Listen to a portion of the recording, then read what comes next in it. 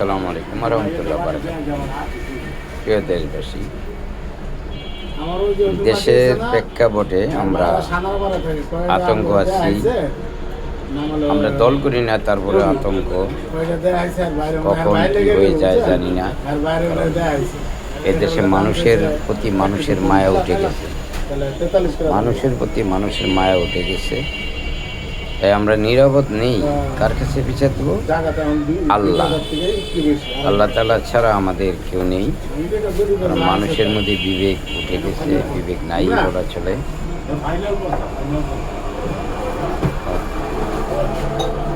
আমার মতো মানুষ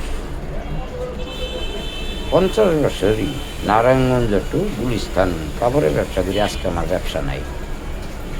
কেন নাই? কাপড়ের ব্যবসাটা অ্যাডভান্স করতে হয়। কাকে দেব? কোনো দলীয় সরকার নাই, পারমেন্ট কাকে অ্যাডভান্স দেব? দিব অ্যাডভান্স সামনের গেট দিল, অফিসের গেট দিয়ে চলে যাবো, ধরবো কাকে? আমরা যে অবস্থা আছি ভালো নেই। তো এই অবস্থা আরো কিছুদিন চলতে থাকলে আমরা যে কাপড় নেই, প্রতি সপ্তাহে 3 গাড়ি 4 গাড়ি কাপড়, এগুলো গুলিস্তানে মিনিমাম 300 লোকে বিক্রি করে, 300 লোকের অন্য যোগায়। এবং আমার আজকে তো বিপদে আমি পুরানা কাপড়ের ব্যবসায়ী এমডি জুয়েল, সবাই জানে বাংলাদেশের প্রত্যেকটা মার্কেটের সভাপতি আমাকে চিনে ভালো করে।